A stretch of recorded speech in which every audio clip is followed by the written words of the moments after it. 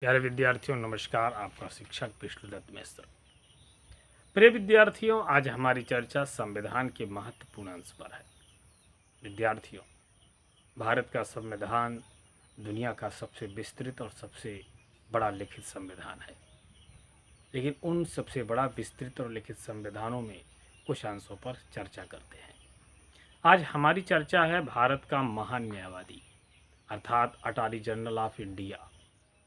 विद्यार्थियों, भारत के संविधान के भाग 5 में अनुच्छेद 76 में भारत का महान न्यायवादी के विषय में चर्चा की गई है।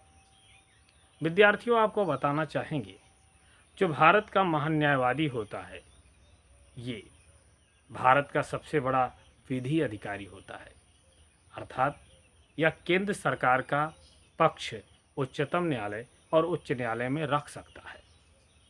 आपको बताना चाहेंगे भारत का जो महान न्यायवादी होता है उसकी योग्यता जो होती है उच्चतम न्यायालय के न्यायाधीश बनने की योग्यता उनमें होनी चाहिए।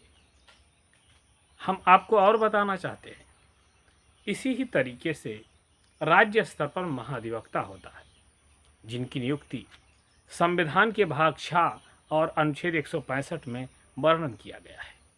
विद्यार्थियों, जो महान न्यायवादी होता है संविधान का अनुच्छेद 88 यह बताता है कि महान न्यायवादी दोनों सदनों का सदस्य न होते हुए भी वह दोनों सदनों में प्रतिभाग कर सकता है और किसी भी समिति का सदस्य भी बन सकता है।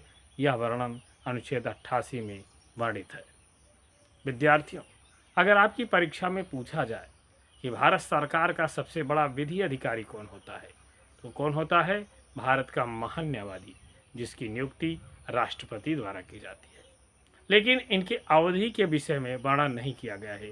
यह राष्ट्रपति के प्रसाद पर्यंत पद धारण करते हैं। विद्यार्थियों, वैसे ही राज्य स्तर पर महाधिवक्ता की नियुक्ति राज्यपाल करता है।